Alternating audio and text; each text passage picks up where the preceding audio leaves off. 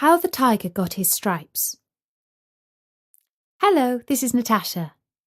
2010 is the Chinese Year of the Tiger, and to celebrate the new year, Bertie has asked me to tell you a story about a tiger.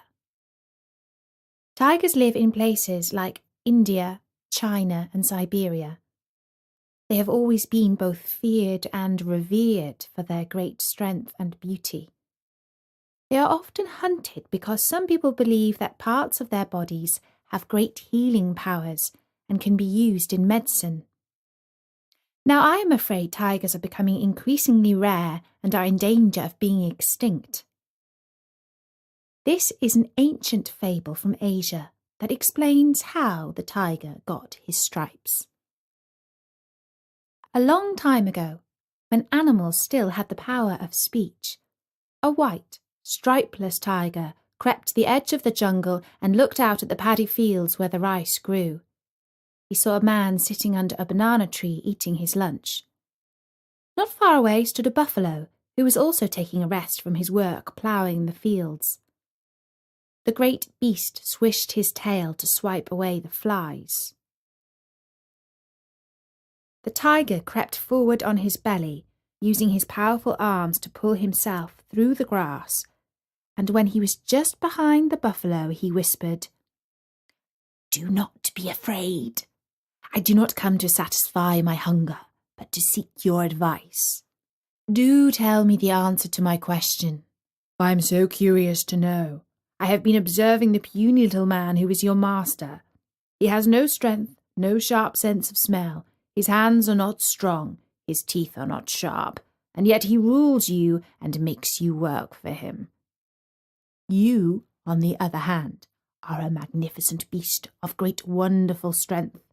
You are 20 times his weight and size, and I know to my cost that you can put up a fair fight with the best of the beasts of the jungle. I have heard the source of man's power is something called wisdom. So tell me, O buffalo, what is wisdom, and where does the man get it from?" The buffalo munched slowly on his grass for a while before answering, "Beats me. I've no idea. Why don't you ask him?" The tiger saw that he wouldn't get a sensible answer from the buffalo, and so he sprang over to the man in one great bound, and as he stood before the trembling farmer, he said, "Have no fear, little man. I have not come to satisfy my hunger. I am here in search of wisdom. Do answer my question, please, for it perplexes me. What's this thing that men call wisdom? What does it look like? Where does it come from? Will you not share some of it with me?" The man wiped the sweat of fear from his forehead and said, as calmly as he could, "Wisdom is very precious. Must I really give some of it to you?" "The choice is yours," said the tiger. "But do you hear that sound? It is my stomach rumbling. I have not slept or eaten for 3 days. So perplexed have I been by this question that I am now starting to feel like I could do with a bite to eat." And the man could indeed hear a low rumbling sound.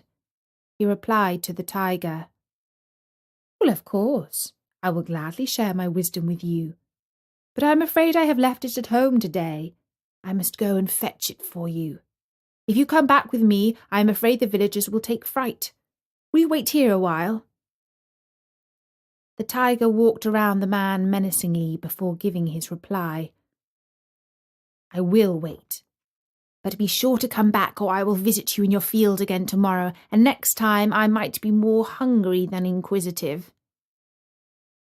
The man started to walk out of the field, but he had only taken a few steps when he turned back and said, "Please forgive me. I am troubled by the thought of leaving a hungry tiger here with my animals. Will you let me tie you to this tree while I am away fetching the wisdom? That way my fears will be at rest." The tiger was afraid that the man would change his mind about sharing his wisdom. He thought of the great power that only little wisdom would give, how with his strength and with just a little of man's wisdom, he would rule every creature that walked, slithered, swam, or flew across the world. He wanted this prize so much that he agreed to let the man coil a rope round his body and his legs and tie him to the trunk of the banana tree. A little later, the man returned to the field with his 3 sons. Each carried armfuls of dry straw. "Here, I have kept my side of the bargain.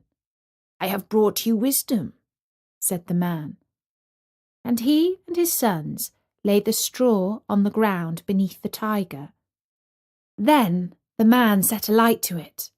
Bright orange flames leapt up and burnt the tiger.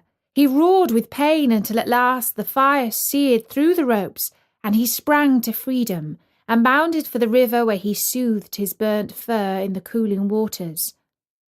In time, the wounds of the tiger healed, but for evermore his body bore orange stripes where the flames had burned him, and black ones where the ropes had bound him. And that's the story of how the tiger got his stripes.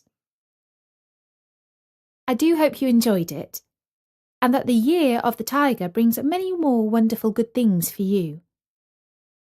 And Bertie's asked me to tell you that we have another story on storynori.com about how all the Chinese years of the zodiac were named after animals.